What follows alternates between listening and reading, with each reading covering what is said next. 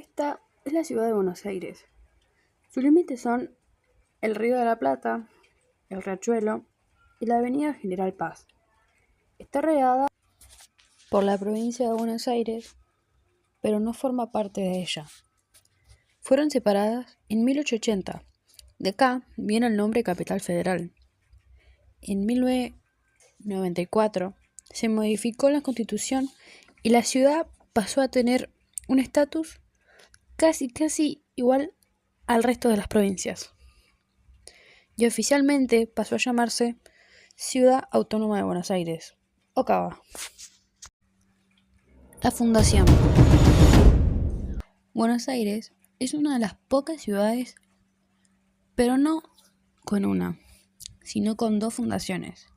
La primera fundación fue a manos de don Pedro de Mendoza. El 24 de agosto de 1535 partió de Cádiz con la misión de fundar 4 ciudades, por orden del emperador Carlos I de España. Defender la zona de los portugueses, aunque desde 1510 realizaban incursiones en la zona. Para ello contó con 1500 hombres y 15 mujeres, distribuidos en 15 navíos. Entre ellos habían mercenarios alemanes, ingleses, franceses, italianos y portugueses, como también caballos, que formaron las primeras manadas de la región. El sitio de la fundación original todavía genera polémica entre historiadores. Algunos dicen que fue en Vuelta de Rocha, entre los actuales Carlos Calvo y EEU, y otros afirman que fue en lo que hoy conocemos como el Parque Lezama. La misión no era de fundar una ciudad, sino un fuerte para defender la zona a la que el 3 de febrero de 1536 bautizó con el nombre de Santa María de Buen Aire. El fuerte tenía muros de 105 metros por lado y casi 2 metros de alto. Las condiciones eran precarias. Los habitantes vivían en ranchos de barro y paja. Mientras tanto, los pobladores originarios son los querandíes, que querían suministrar los tan necesitados alimentos, que los españoles se intercambiaban por los hechos. Pero esta ayuda duró 14 días. Luego, los querandíes dejaron de enviar alimentos al fuerte, en parte por los malos tratos que tenían con los recién llegados para con ellos. Cuando Pedro de Mendoza envió un contingente a reclamar las provisiones, los querandíes lo recibieron en pie de guerra. La respuesta de Mendoza no fue tan amigable, y fue con nada más y nada menos que 300 soldados mercenarios, junto a 30 jinetes, que establecieron una batalla con los querandíes. Fue aquí que los españoles conocieron un arma aborigen que hoy lo llamamos las boleadoras. Este enfrentamiento breve terminó con la cooperación que habían tenido entre los españoles y querandíes. La economía.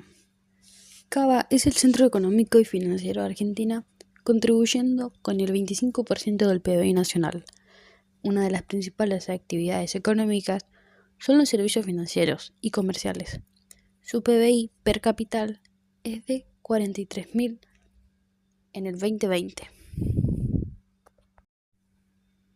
Cava no es una de las ciudades agrícolas, pero su hinterland es importante por sus productos de granos de maíz, trigo y soja, carnes, tanto bovina, porcina y avícola, lácteos, fruta y verdura y mercados de abasto.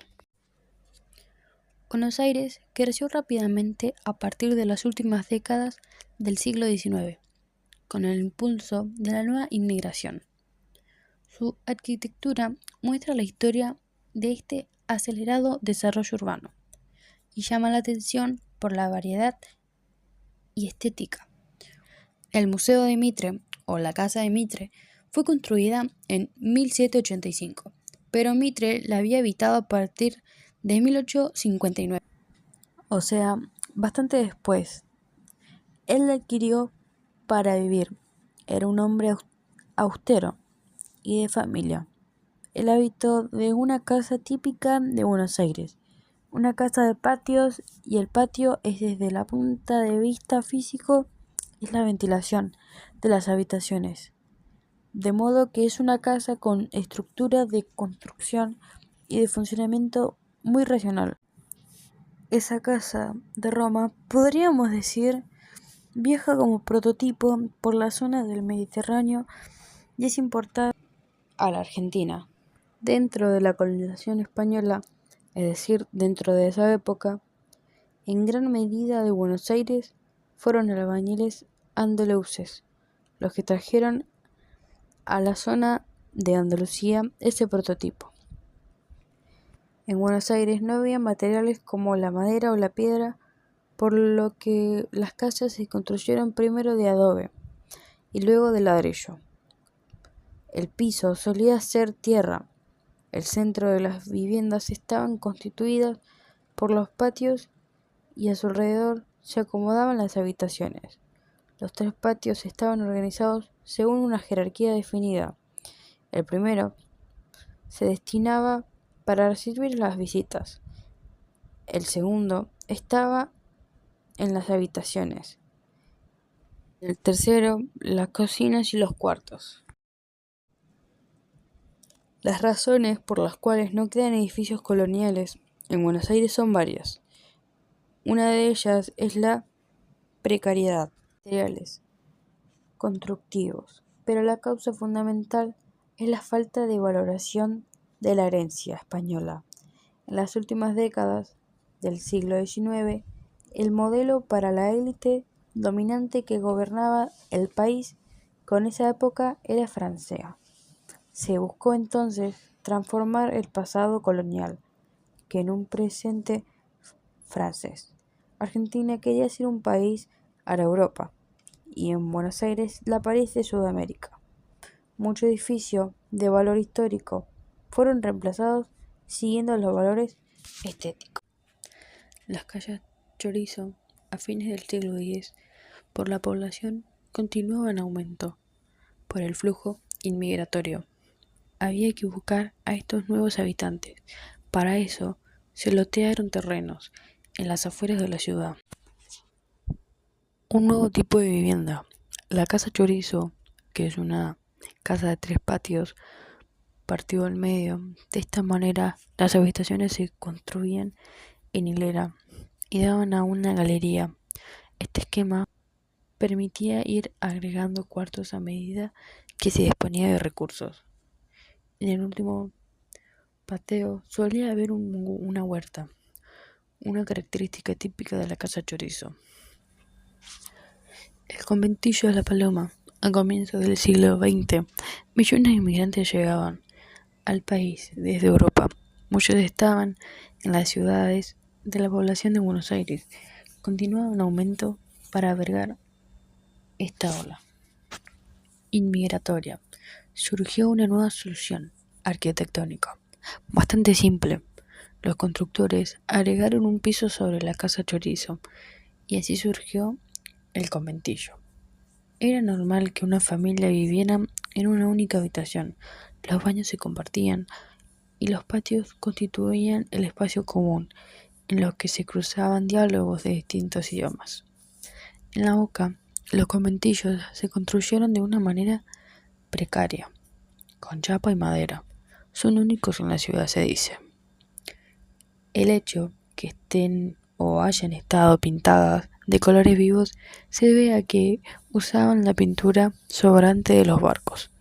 Todavía hay muchos que siguen en pie y que siguen en uso, como hace 100 años. El crecimiento de la ciudad entre la Revolución de Mayo y la del Centenario fue enorme. Su población se multiplicó casi por el 30%. A mediados de la década de 1910, ese 30% no había nacido en el país, sino que eran inmigrantes. Como signo de progreso, en 1914 se inauguró el primer subterráneo, que corría y aún corre por debajo de la Avenida de Mayo, desde la Casa de Gobierno hasta la Plaza Miseria. Años más tarde, se iría extendiendo hacia el oeste, y hoy en día llega al barrio de